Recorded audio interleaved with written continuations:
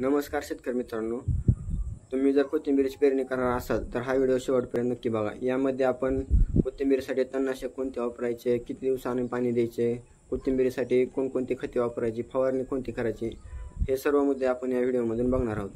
तर पेरणी करताना सुरुवातीला DAP सोबत रॅली गोल्ड GR हे एकरी 8 किलो आपण जर पेरले तर त्याचा चांगला फायदा होतो। रॅली गोल्ड GR मध्ये एंडो आणि एक्टो दोन्ही मायक्रोराइज आहेत, त्यामुळे कोथिंबीरचे काळुंके शेवटपर्यंत टिकून राहील।